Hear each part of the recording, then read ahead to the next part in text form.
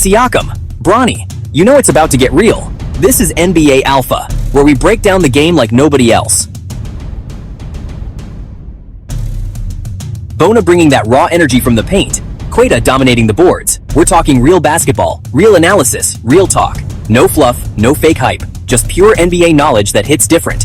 From rookie. San Antonio a construit sa victoire sur deux axes, la défense étouffante et la circulation de balles.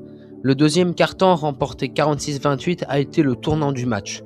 Les Spurs ont imposé un rythme impossible à suivre pour Philadelphie, alternant transition rapide, spacing impeccable et agressivité sur chaque ligne de passe. Les principales clés du plan de jeu sont la pression défensive constante, notamment sur les créateurs adverses, les switches maîtrisés pour limiter les drives et forcer les tirs difficiles. Le pick and roll agressif avec Fogg et Castle pour attaquer les mismatchs aussi a joué beaucoup.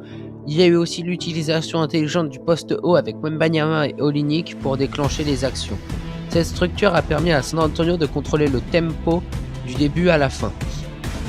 Victor Wembanyama a eu de l'impact sans forcer.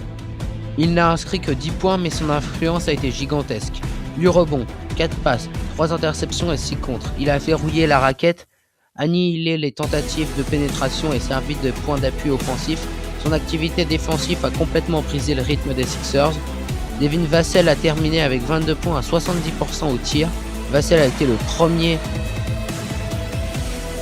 joueur offensif de ce match. 6 sur 8 à 3 points, un jeu sans ballon chirurgical, une agressivité constante dans les coupes. Il a puni chaque erreur défensive de Philadelphie. Stephen Castle, lui, a joué avec la maturité d'un vétéran. Il signe un match complet avec 15 points, 10 passes et 4 rebonds. Il a parfaitement orchestré l'attaque, alternant pick and roll, drive et distribution. Sa connexion avec Wembanyama et Vassell a été l'un des moteurs du run du deuxième quart-temps. De'Aaron Fox ajoute 11 points, 7 passes et 5 rebonds. Il a imposé un rythme rapide, attaqué les close-out et créé des décalages constants. Son duo avec Castle a étouffé la défense extérieure des Sixers. Philadelphie a été dépassé dans tous les secteurs.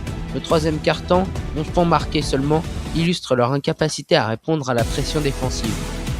Les points faibles du match, c'est le manque de création. Maxey, seulement 21 points, a été le seul à vraiment peser. L'adresse a été catastrophique pour Drummond, Grimes et Edgecombe, qui ont cumulé un faible pourcentage. La défense a été débordée par les écrans et les renversements rapides. Les Sixers n'ont jamais trouvé de solution pour contrer la variété offensive des Spurs. Après, de temps en temps, Adem Bona a fait des choses bien. Et cette victoire est importante pour San Antonio car elle confirme que la défense est leur identité. Elle montre que l'équipe peut dominer sans un Wembanyama ultra scoreur. Elle valide la progression de Castle et de Vassell comme piliers du projet. Elle prouve que les Spurs savent imposer leur rythme à l'extérieur.